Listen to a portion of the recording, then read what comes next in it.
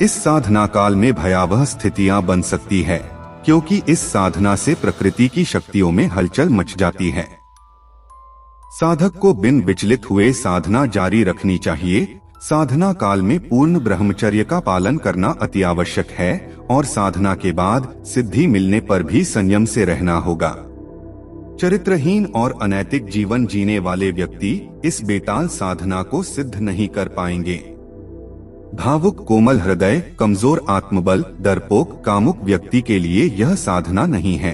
उन्हें लाभ की बजाय नुकसान हो सकता है। बिन गुरु अनुमति और बिन सुरक्षा कवच कभी भी इस साधना को नहीं करनी चाहिए। किसी भी वीडियो को देखकर कभी साधना नहीं करनी चाहिए, क्योंकि जो गोपनीय तकनीक है वह केवल गुरु देता है और उसके अनुसार ही साधना करनी चाहिए।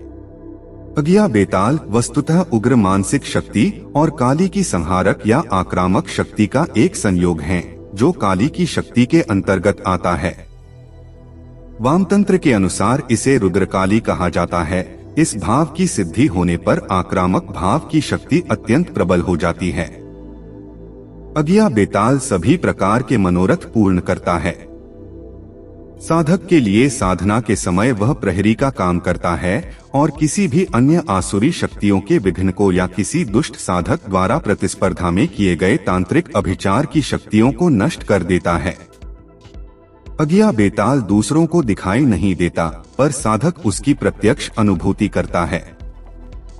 अज्ञा बेताल अदृश्य होकर हर वक्त साधक की सहायता करता है, पर वह शिव, सरस्वती, गणेश आदि सात्विक देवों के मंदिर में साधक के साथ होता है। अज्ञा बेताल में मधुरता का भाव नहीं है। अज्ञा बेताल की साधना की कई पद्धतियां विकसित हैं, किंतु सभी उग्र ही हैं। इसकी साधना घर में नहीं हो सकती। इसके लिए श्मशान या निर्जन स्थान ही होना चाहिए। इसकी सात्विक और तामसिक दोनों प्रकार से साधना हो सकती है, किंतु भाव उग्र ही होना चाहिए। सिद्ध और नाथ परंपरा में इनकी और भी साधना पद्धतियां है। सात्विक साधना में भाव के साथ उग्र सामग्रियां और योगों का भी बहुत महत्व होता है। निर्भीकता एक आवश्यक तत्व होती है। अज्ञा बेताल की साधना से प्रकृति में हलचल मच जाती है। इस कारण वातावरण भयानक हो जाता है। इससे घबराकर श्मशान की प्रेतात्माएं साधक को डराती हैं। साधना के समय अग्नि के झमाके भी पैदा होकर साधक की ओर झपट सकते हैं, लेकिन साधक को इनसे भयभीत नहीं होना चाहिए और अपना काम करते रहना चाहिए, अन्यथा गंभीर हानि हो सकती है। भावुक और कोमल हृदय या दुर्बल आत्मबल वाले व्यक्ति को अज्ञा बेताल की साधना नहीं करनी चाहिए। ऐसे व्यक्ति को सिद्धि तो मिलेगी नहीं, ऊपर से उसे हानि भी हो सकती है, और यही स्थिति कामुक व्यक्तियों के लिए भी है, क्योंकि इस साधना में काम भाव पर पूर्ण नियंत्रण रखा जाता है। अज्ञा बेताल के सिद्ध होने पर इसका प्रयोग बहुत सोच समझकर किया जाना चाहिए। अज्ञा बेताल की यह साधना पद्धति वाम मार्ग से प्रेरित है और यह साधना निर्जन स्थान अथवा श्मशान में ही होती है। साधना दक्षिण दिशा की ओर मुख करके की जाती है। यह अत्यंत उग्र साधना है, जो बिन गुरु की उपस्थिति अथवा योग्य तांत्रिक की उपस्थिति के नहीं करनी चाहिए। अकेले किसी नए साधक के लिए यह साधना नहीं है। इसकी साधना करने वाले को पहले कुछ तांत्रिक साधनाएं संपन्न करनी होती है। इस साधना में उपयोग होने वाली सामग्री इस प्रकार है: गुड़ की खीर, बताशा, पान, सुपारी, सिंदूर, तांबे का दीपक, सरसों का तेल, पीली सरसों, राई, कुमकुम, कपूर, विमफल, बंदर के बाल या चर्बी, मदिरा यानी शराब, बकरे का मांस, चावल, तिल आदि। और इस साधना में उच्चारण होने वाले मंत्र इस प्रकार हैं: ओम रुद्रूप कालिका तनय भ्रौं भ्रौं क्री क्री फट स्वाहा। मंत्र का चुनाव गुरु के अनुसार करें।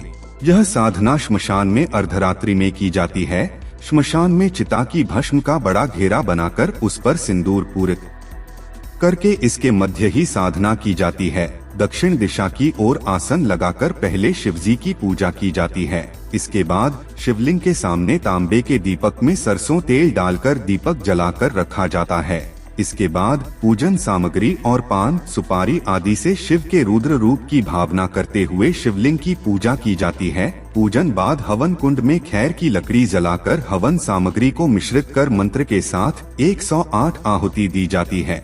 इसके बाद मंत्र जप करते हुए अगिया बेताल पर ध्यान केंद्रित कर उसका आह्वान किया जाता है।